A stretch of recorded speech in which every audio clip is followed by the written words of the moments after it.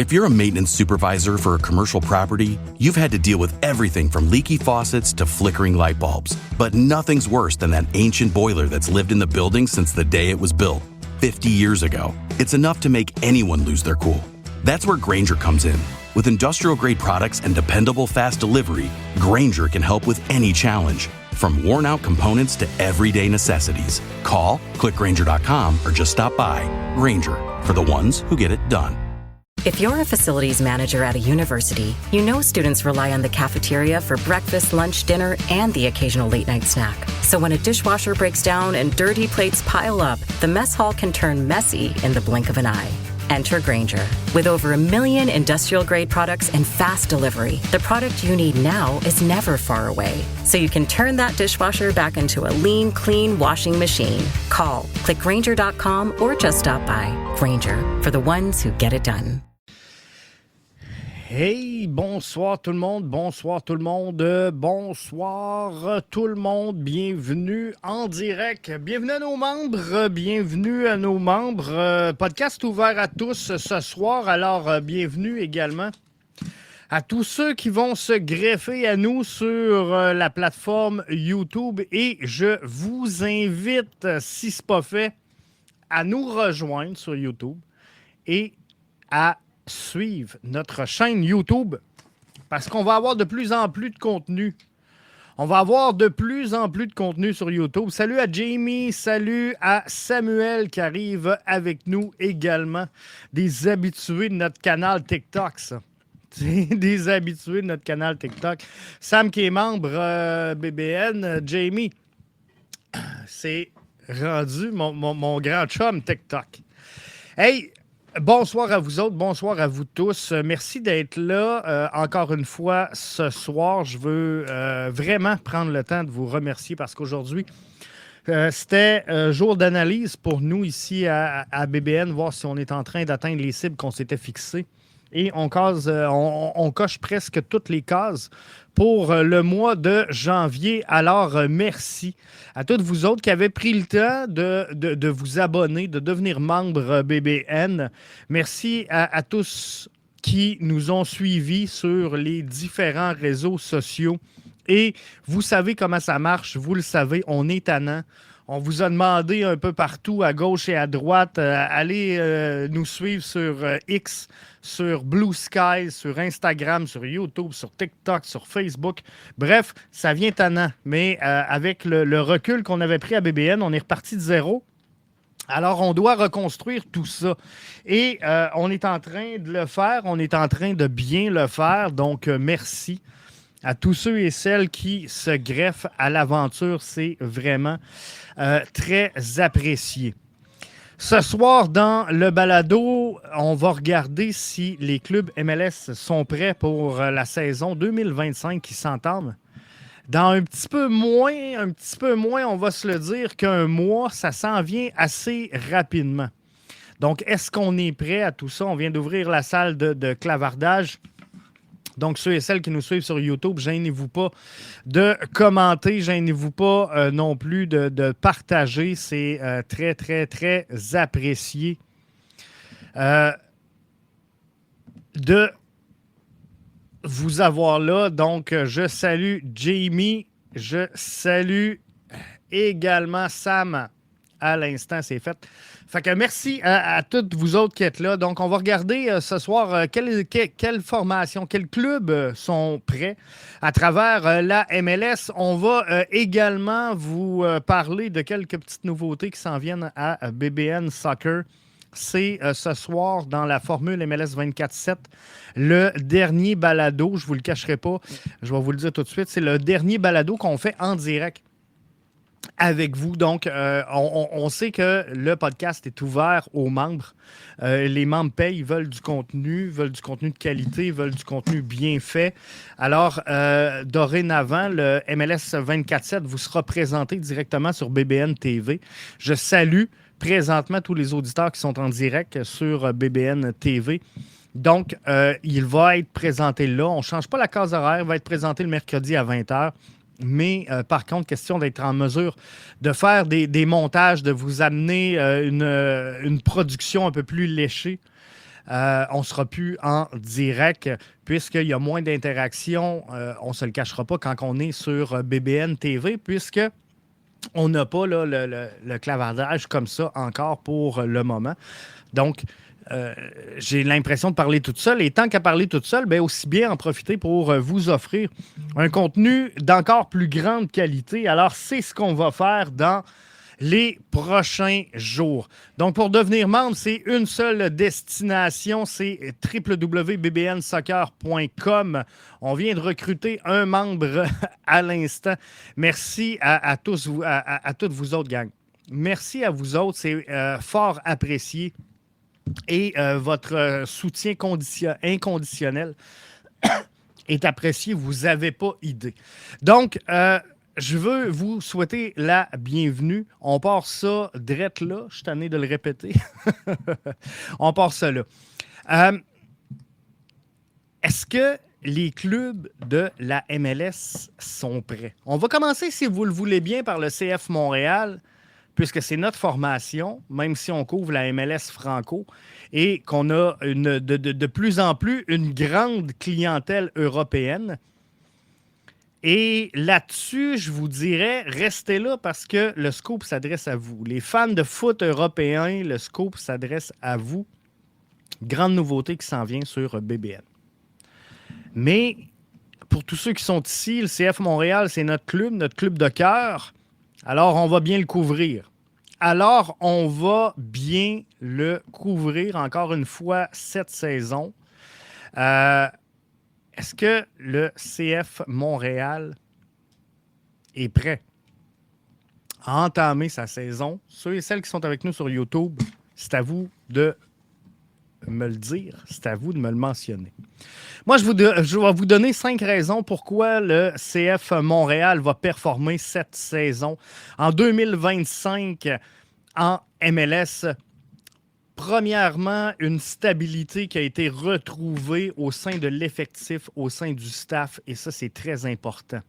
Secondo, un recrutement ciblé, un recrutement intelligent. Troisième, l'émergence de nos jeunes talents et le développement de nos jeunes. Quatrièmement, un stade Saputo encore plus forteresse que jamais. Et 5, une MLS qui est ouverte aux opportunités qui sont à saisir. Jamie dit, le club manque un peu d'expérience, manquerait 2-3 joueurs de 30 ans et plus. Et je l'avais mentionné dans le bilan, Jamie, d'après-saison. Les 7 derniers champions de la Coupe MLS. Googlez, allez où ce que vous voulez, sur SofaScore, sur Transfer Market, peu importe. Les 7 derniers champions de la MLS Cup possédaient tous à l'intérieur de leur alignement 6 joueurs de 30 ans et plus. Je ne parle pas de 6 joueurs titulaires. Je parle également de joueurs de profondeur, de joueurs d'expérience, de joueurs qui viennent jouer un rôle de grand frère, qui viennent encadrer finalement la jeunesse sur le terrain. Patrick White dit « il manque de quoi ». En passant, bienvenue Patrick. Je n'ai pas pris le temps de te saluer, Patrick, qui est là avec nous autres également via la plateforme YouTube. Patrick, il dit « il manque de quoi ». Je pense, il manque quoi, Patrick? Un gardien, un latéral gauche. Je pense qu'on est à peu près là. Samuel dit plusieurs blessures à venir cette saison, comme dans toutes les saisons, Sam. La saison 2025 n'y fera pas exception et on aura bien sûr un lot de blessures quand même relativement important chez le CF Montréal. Ceci étant... On va dresser le portrait, on va dresser les points un par un. Stabilité retrouvée dans l'effectif et dans le staff. Au cours des dernières saisons, le CF Montréal a souvent été marqué par des changements importants, et notamment derrière le banc. Et ça, c'est des changements qui viennent déstabiliser un club, déstabiliser une formation. Le club parvient en 2025 à une certaine stabilité. Le club arrive en 2025 avec une certaine maturité également, notamment avec un entraîneur qui est en place depuis la saison dernière, avec également un noyau de joueurs qui est bien en place, qui pourrait favoriser une meilleure cohésion, qui pourrait favoriser également une progression plus fluide. On va se parler de recrutement également, parce que le CF Montréal a fait des recrutements ciblés, des recrutements intelligents. La carte ou la clé du succès pour le CF Montréal cette saison, c'est quoi? C'est de concéder défensivement moins qu'elle ne l'a fait en 2024. Et c'est ça qui va sauver le CF Montréal. N'allez pas croire que le CF Montréal a besoin de marquer beaucoup plus de buts qu'elle ne l'a fait en 2024. Elle a besoin d'en concéder moins. If you're a maintenance supervisor for a commercial property, you've had to deal with everything from leaky faucets to flickering light bulbs. But nothing's worse than that ancient boiler that's lived in the building since the day it was built, 50 years ago. It's enough to make anyone lose their cool. That's where Grainger comes in. With industrial-grade products and dependable fast delivery, Grainger can help with any challenge. From worn-out components to everyday necessities. Call, click Grainger.com, or just stop by. Grainger, for the ones who get it done. If you're a facilities manager at a university, you know students rely on the cafeteria for breakfast, lunch, dinner, and the occasional late-night snack. So when a dishwasher breaks down and dirty plates pile up, the mess hall can turn messy in the blink of an eye.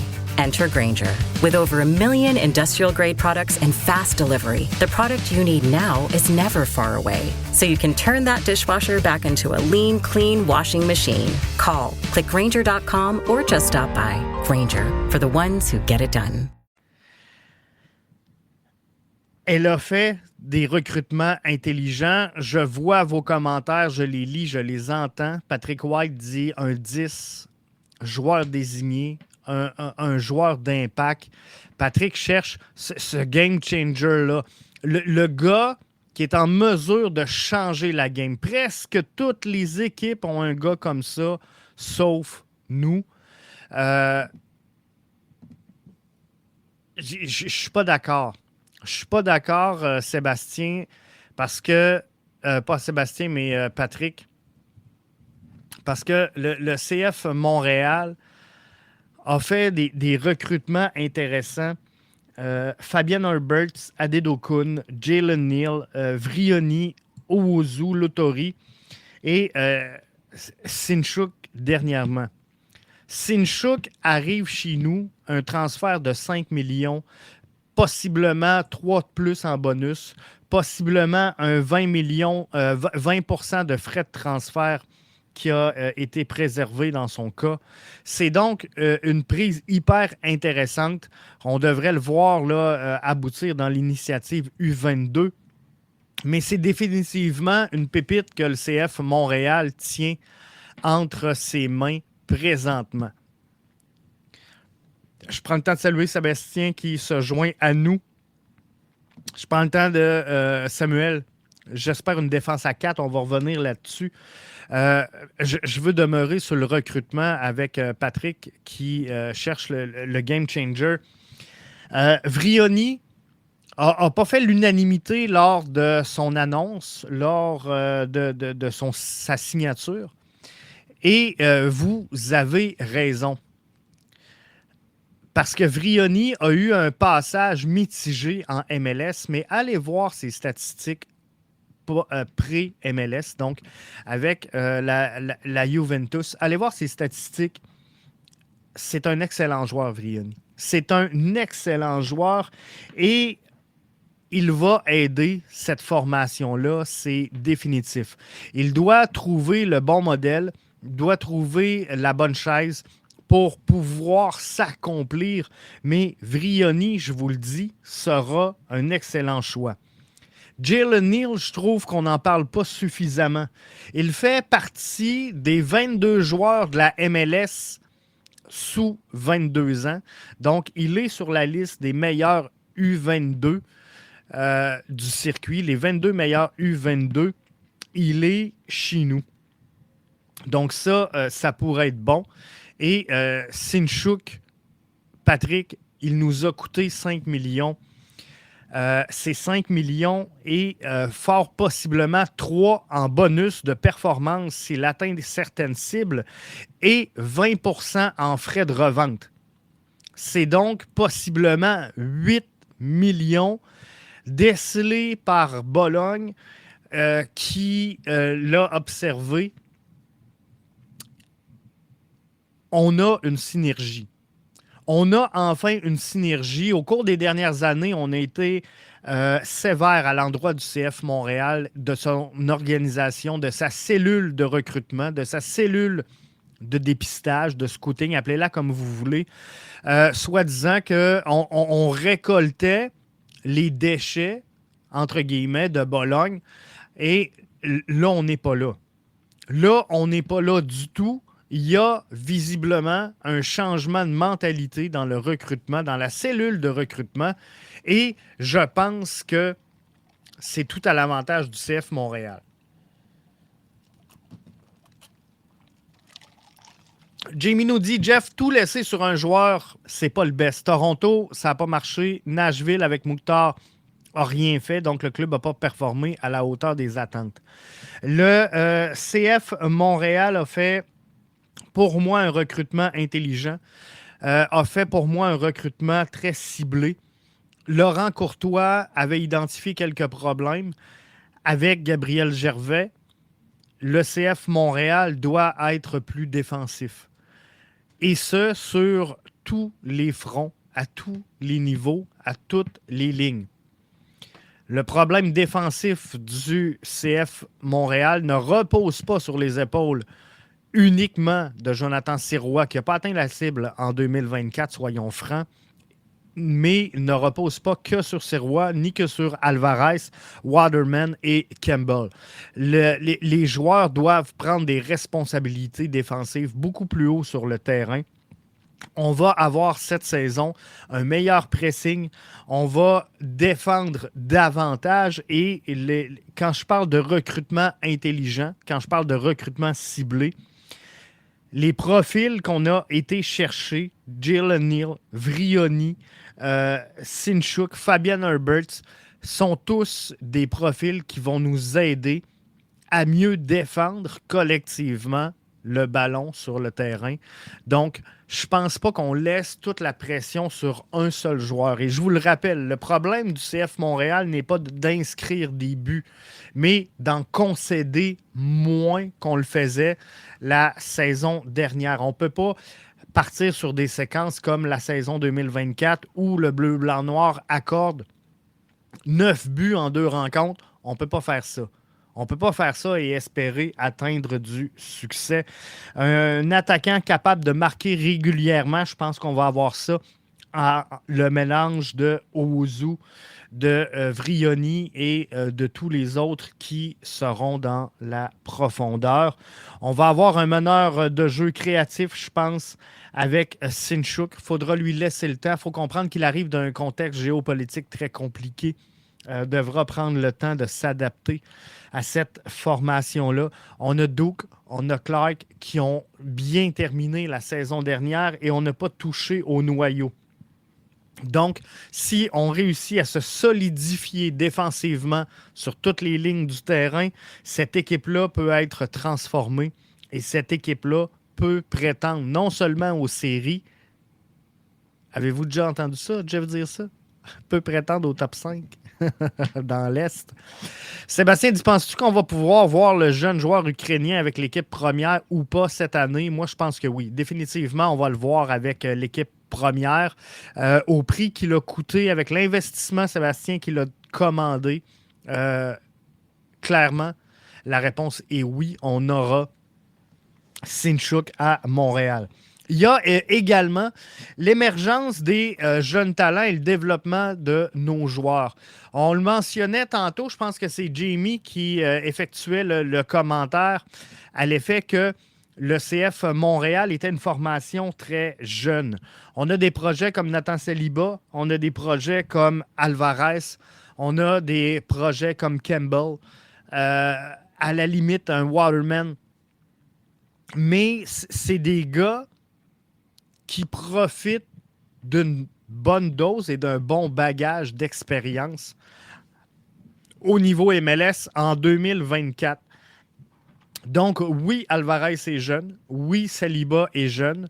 Oui, Campbell est jeune. Mais par contre, ce sont tous des joueurs qui ont eu des minutes de qualité, des minutes importantes et qui ont contribué au succès la saison dernière du CF Montréal après, c'est très important, avoir connu un creux de vague très important.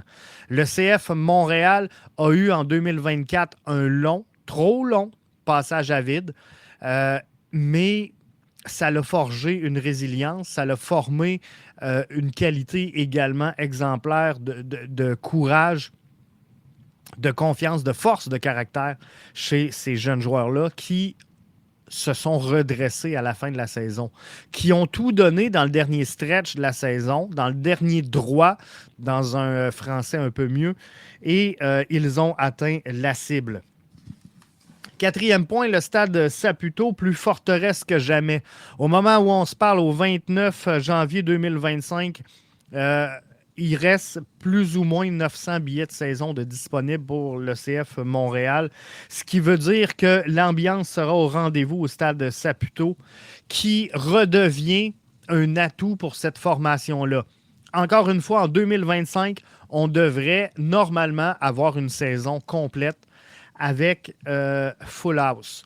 Donc, salle comble tout au long de la saison. Et ça pourrait jouer un rôle majeur, puisque dans le calendrier 2025 du CF Montréal, dans la réalité, c'est qu'on part, au lieu de 6 matchs sur la route, on part 7 matchs sur la route, mais on finit avec un calendrier qui est favorable au CF Montréal, avec plusieurs matchs au Stade Saputo, dans le dernier droit de cette saison-là. Je vais regarder, j'ai avec moi le calendrier 2025 du CF Montréal, à quelque part pas loin. J'ai ça ici.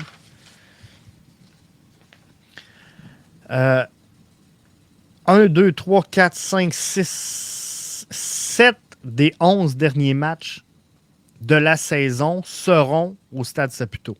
7 matchs sur 11 pour finir la saison seront au Stade Saputo. Et si on regarde la deuxième moitié de saison, on a 1, 2, 3, 4, 5, 6, 7, 8, 9, 10 matchs à la maison. 2, 3, 4, 5, 6, 7 pour 7 matchs sur la route. Donc, la deuxième moitié de calendrier, celle qui est importante pour le sprint des séries, va se faire principalement à la maison. Patrick White, lorsque c'est un transfert record pour nous, c'est pas rien. Je n'étais pas au courant. Peut-il peut-être faire la différence dans une coupe de saison? On ne se le cachera pas. C'est un Ukrainien. Il arrive d'un climat qui est géopolitique incroyable, hyper compliqué. Il y aura un temps d'adaptation. Le jeune a 18 ans. On le sort de chez eux. On le sort d'un pays tout croche. On l'amène ici. C'est sûr qu'il va y avoir, Patrick, un choc culturel. Il va y avoir une période d'adaptation. Et ceux qui seront sévères envers le Sinchuk seront de mauvaise foi. Il va falloir lui donner un temps d'adaptation. Mais c'est un transfert record pour nous. Et oui, il va être bon dans quelques saisons, mais il a signé à long terme avec l'organisation. Maintenant, est-ce que Bologne pourrait venir nous le chercher éventuellement selon ses performances et son développement? On n'est pas à l'abri de ça et c'est correct parce que c'est à ça qu'elle doit servir, cette synergie-là. If you're a maintenance supervisor for a commercial property, you've had to deal with everything from leaky faucets to flickering light bulbs. But nothing's worse than that ancient boiler that's lived in the building since the day it was built, 50 years ago. It's enough to make anyone lose their cool. That's where Grainger comes in. With industrial-grade products and dependable fast delivery, Grainger can help with any challenge. From worn-out components to everyday necessities. Call, click Grainger.com, or just stop by. Grainger, for the ones who get it done. Alors, c'est vraiment bien. Quelle équipe sera la plus grande déception la saison prochaine? On va voir ça tantôt, Jamie. Je te reviens là-dessus. Je pense que ça va être Toronto. J'espère qu'il n'y aura pas trop de vent pour nos matchs sur la route. On s'est fait prendre à Chicago. On s'est fait prendre à Chicago la saison dernière. Donc, ça fait le tour pour le CF Montréal, gang. Et est-ce que le CF va être prêt? Je pense que oui. Avec une bonne gestion tactique, avec une bonne identité de jeu. Je termine avec ça. Avec des ajustements que le CF Montréal va également pouvoir apporter dans le mercato d'été. Le CF Montréal a présentement sous la main une latitude intéressante et importante pour le mercato d'été et on entrevoit des départs d'ici le mercato d'été. Nathan Saliba est dans plusieurs rumeurs. Opoku, ça devrait se faire dans les prochains jours. Il est sous plusieurs rumeurs. On sait que la fenêtre de transaction avec la France se termine le 1er février. Donc, il faut que ça se fasse assez rapidement. Donc, s'il est pour transférer là sur la scène internationale, on devrait avoir rapidement des nouvelles. Il y a le dossier Yankov, il y a le dossier Alvarez également qui est toujours chaud et toujours brûlant au moment où on se parle. Donc, avec une bonne gestion tactique, tantôt on me demandait, Jeff, on va-tu changer de schéma tactique? Je vous rappelle qu'on augmente la synergie Montréal-Bologne. Je vous rappelle qu'on a signé plein d'ailiers et qu'on ne joue pas avec des ailiers à Montréal. Et je vous rappelle que Bologne évolue en 4-2-3-1. Et je vous rappelle qu'on vient de signer un joueur à 5 millions, plus 3 millions, plus éventuellement 20% de retenue sur une vente éventuelle. Il joue sous les attaquants. Est-ce qu'on va changer de schéma tactique? Je pense que oui. L'identité de jeu, on va être le Red Bull 2.0. Meilleur pressing que la saison dernière. On va arrêter de jouer juste le contre ou juste les corridors et on va se mettre à jouer au ballon. Donc, ça va être intéressant, mais ça va être plus défensif cette saison. Donc, le mélange de tout ça fait en sorte que le CF Montréal est prêt.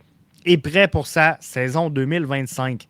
Est-ce que tu penses que Ange Aoussou pourrait venir au CF Montréal d'ici lundi prochain? Pourquoi Luc lundi? Parce que la fenêtre de transfert, comme je viens de le mentionner, se termine et se ferme. Si Ange Aoussou devait venir à Montréal, ce sera annoncé effectivement dans le cadre du week-end. On vous avait annoncé ici à BBN pas mal avant tout le monde l'avenue de Sinchuk. Alors, on va continuer dans cette veine-là et s'il y a des changements, s'il y a des modifications, on va vous tenir au courant. Faites-vous-en pas, mon Luc, mais je ne suis pas sûr que Ange va être ici d'ici lundi. Ça pourrait être intéressant. Par contre, je pense qu'on va plus annoncer des départs prochainement que des arrivées chez le CF Montréal. Une autre formation, est-ce qu'elle est prête? Est-ce qu'elle n'est pas prête? C'est important de se parler d'Atlanta United. Premier adversaire de la saison du bleu, blanc, noir. Atlanta United dans son entre-saison qui signe Kaiman Tokashi pour renforcer ses performances, renforcer son effectif. Il arrive de Sagan Tosu du côté du Japon, vient apporter de l'expérience à cette attaque-là. C'est un attaquant qui sera sans aucun doute un attaquant de premier plan chez Atlanta United pour la prochaine saison. De plus, c'est chaud. C'est chaud, c'est très chaud du côté d'Atlanta. on devrait annoncer la venue de Miguel Almiron dans les prochaines heures. Ça devrait être confirmé. Lui qui a quitté Newcastle United pour un retour avec la formation des Five Stripes. Almiron qui a joué pour Atlanta, qui va apporter de la créativité, va apporter une expérience également hyper précieuse au milieu du terrain. Avant de poursuivre, gang, je vais juste vous inviter, si vous êtes sur YouTube, à aimer la vidéo, à laisser un commentaire et à le partager, et surtout à suivre notre chaîne YouTube, ça serait très apprécié. Le club d'Atlanta a également soumis une offre de 20 millions à l'attaquant Emmanuel Latelat de Middlesbrough, ce qui pourrait établir un transfert record en MLS.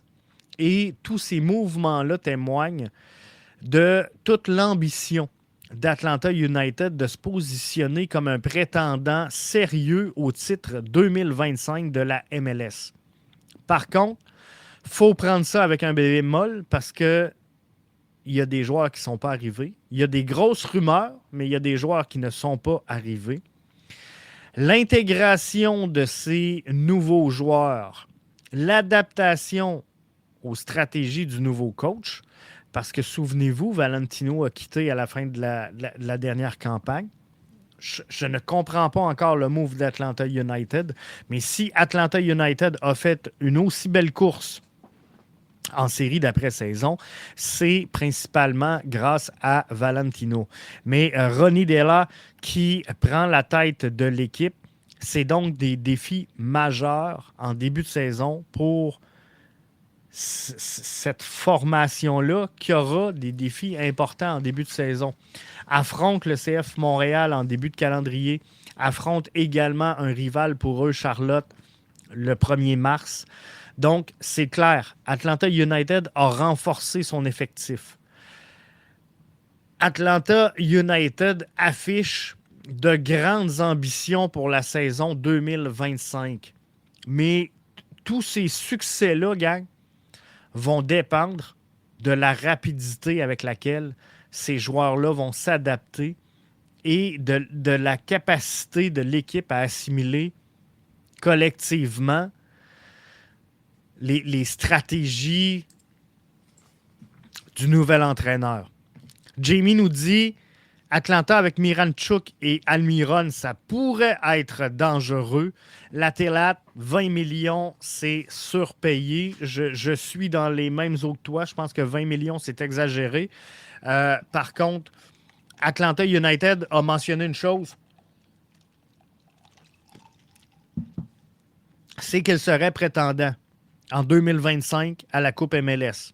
Ils ont dit on va changer la vapeur et ils ont vu de 2023 à 2024 le LA Galaxy être capable de prendre le gouvernail et de le changer complètement de direction en très, très, très peu de temps. En une saison, le LA Galaxy est passé d'une formation de fond de classement à champion de la MLS. Est-ce que les clubs sont prêts? Jamie, tantôt, me demandait quel club n'est pas prêt. Je suis obligé de vous répondre. C'est pas que je les aime pas, allez pas croire ça. C'est pas que je les vois comme des clowns. Allez pas croire ça. Le Toronto FC revient en 2025 après avoir changé 2 fois d'entraîneur-chef en 2024. On a un entraîneur-chef qui a débuté la saison. On a un entraîneur-chef qui a terminé la saison. On démarre la nouvelle saison avec un nouvel entraîneur-chef. Toronto FC a manqué les séries pour les 2 dernières saisons. Et Toronto FC est de retour pour la saison 2025 avec 93% de l'effectif 2024. Au moment où on se parle, il y a plusieurs dossiers chauds sur le bureau à Toronto. Il y a plusieurs transactions qui se préparent du côté de Toronto. Mais elles sont tous conditionnelles les unes aux autres. Donc, pour l'instant, il n'y a rien qui bouge. Alors, au moment où on se parle, au 29 janvier 2025, 93% de l'effectif 2024, l'effectif qui a terminé au dernier rang avec son troisième entraîneur, qui n'a pas terminé au dernier rang, c'est pas vrai, qui a raté les séries, pour une deuxième saison d'affilée, qui va débuter la saison avec un nouvel entraîneur-chef. Savez-vous quoi? La stabilité, c'est bon. C'est bon quand ça va bien. C'est bon quand ça va bien. Mais la stabilité, quand tu es écarté 2 fois des séries en 2 ans, la stabilité, quand tu passes à ton bord 2 entraîneurs et que personne réussit à remettre la barque dans le bon sens, je pense que c'est très, très, très compliqué. Parmi les autres clubs, est-ce qu'on est prêt? Charlotte FC a obtenu le prêt de l'attaquant Wilfried Zaha en provenance de Galatasaray. Zaha, 32 ans, va apporter de l'expérience, va apporter également beaucoup de polyvalence à l'attaque de Charlotte. Par contre, Zaha cherche également à se relancer. Donc là, à Montréal, ça ne marche pas, ça. À Montréal, quand on amène des projets, c'est tous des joueurs finis. Mais Zaha, ce n'est un projet de relance. Zaha n'a pas connu la saison, n'a pas atteint les cibles, n'a pas atteint ce qu'il devait atteindre à Galatasaray. Et là, vient se relancer. Mais c'est bon parce que c'est pas chez nous. Quand c'est chez nous, ça marche pas, c'est des joueurs finis. Mais quand c'est ailleurs, mais quelle belle prise. Donc, Zaha arrive à Charlotte, c'est pas fait. Qui va être bon, qui va être dominant, il devra s'adapter. San Jose Earthquakes, je pense qu'on n'a pas le choix d'en parler, a renforcé son attaque en signant principalement l'attaquant Joseph Martinez et je vais me tromper parce que là, j'allais vous dire Cucho Hernandez, mais c'est pas ça. Jamie dit Zaha n'a pas le meilleur niveau mentalité. Et je pense que c'est ça. Fait que j'ai hâte de voir qu'est-ce que ça va donner avec Charlotte, mais il peut s'intégrer très bien, il peut réussir. Ça peut être une excellente prise pour Charlotte. Et moi, je suis cet avis-là, mais ça peut également mal virer facilement du côté de Zaha. Donc, les Quakes qui ont bougé, qui ont été hyper actifs avec Vassili. Avec Vassili à son bord. Je vois juste son nom m'échappe. Là. Propriétaire des Quakes investi pour les Quakes, mais pas pour les Athletics au baseball. Je pense que tu as vraiment raison. Et c'est bien pour le soccer. Et je pense que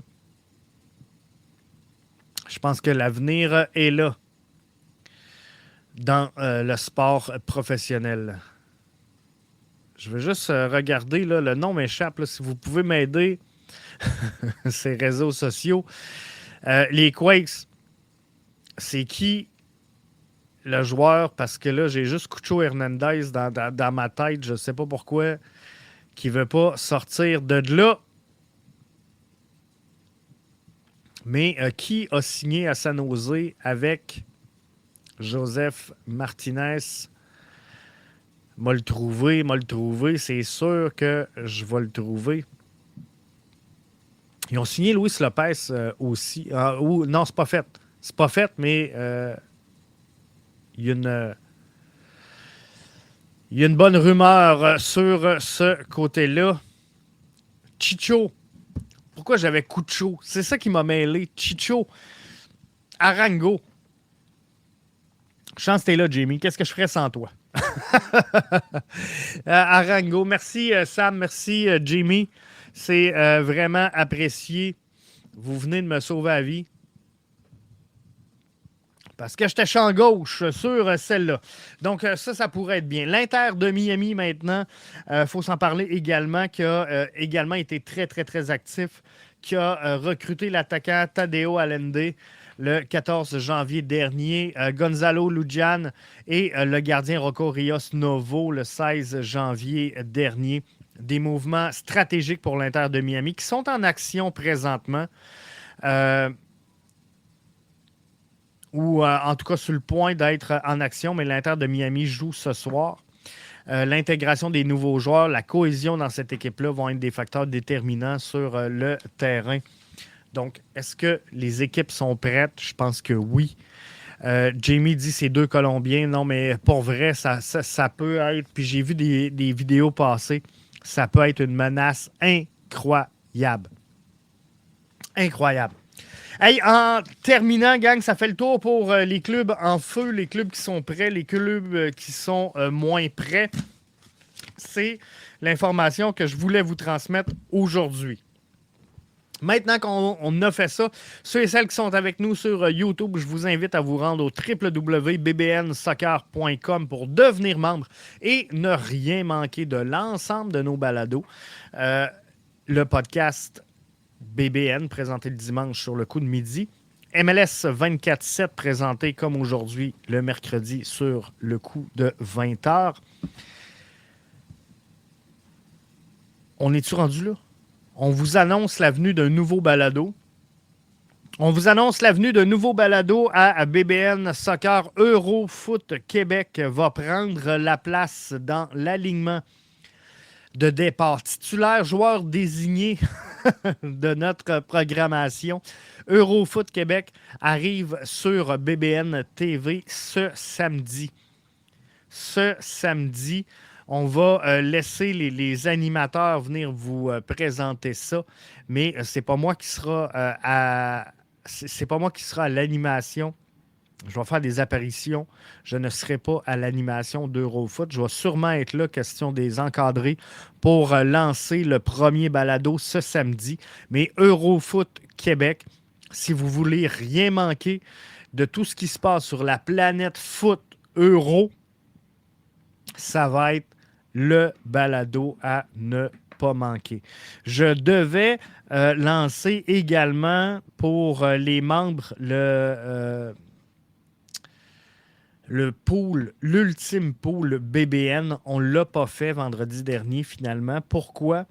Parce que j'avais promis aux membres qu'on allait réserver ça pour les membres et l'offrir, le présenter aux membres avant pour qu'ils puissent se préparer et faire une meilleure sélection que les non-membres. Donc, on vous le présente vendredi. Pour les membres BBN, on vous le présente vendredi. Pourquoi on ne l'a pas présenté vendredi dernier? C'est qu'on a fait un caout de foot. Vendredi dernier, on a fait un caout ouvert à tous. Et comme le caout était ouvert à tous, on ne voulait pas présenter finalement le pool puisqu'on veut le présenter principalement à nos membres. Ensuite, on va le présenter au grand public parce que le grand public pourra participer au pool. Ne pourra pas gagner de prix, ne pourra pas faire partie du classement, mais pourront participer à l'ultime pool BBN et pourront s'inscrire. Donc, on espère alimenter la communauté, on espère avoir une forte participation et on compte sur vous. Vous êtes les leaders de ça et ça va être bien. Jamie dit, je dois y aller, bye. Merci, Jimmy, d'être passé. C'est très apprécié. Merci de ton passage. Et tous ceux qui sont là, donc, venez juste nous suivre sur YouTube. Ça va être très, très, très apprécié. On est en progression. La cible à atteindre était 250 membres à la fin du mois de janvier. C'est l'objectif qu'on s'était fixé. À la fin du mois de janvier, on voulait être à 250. C'est faible. On est à 251, mais on est là. On a dépassé la cible et c'est tout ce qu'on demande. Donc, on aura des objectifs différents pour le mois de février. Mais là, on voulait être à 250 pour janvier et c'est exactement où ce qu'on est. Donc, nos prévisions étaient les bonnes. Mais merci de nous suivre sur la planète YouTube. Donc, sur YouTube, si vous écoutez ce balado-là en version audio, www. Pas www, mais youtube.com/BBN Soccer, vous allez retrouver la chaîne YouTube de l'émission. Dans quelques instants, on se transporte, gang, sur TikTok. Ceux et celles qui sont en direct, si vous écoutez en rediffusion, venez pas sur TikTok. On ne sera pas là. Mais si vous écoutez la première diffusion, que chez vous, présentement, on est le 29 janvier, qui est 20h48, dans quelques instants, on s'en va sur TikTok. On va se parler de la Ligue des champions. Grosse journée en Ligue des champions, 18 matchs aujourd'hui. Est-ce qu'il y a des surprises? C'est ça qu'on s'en va voir là-dessus. Merci la gang. Si vous n'êtes pas encore membre, www.bbnsoccer.com. Merci à vous autres. Je vous apprécie.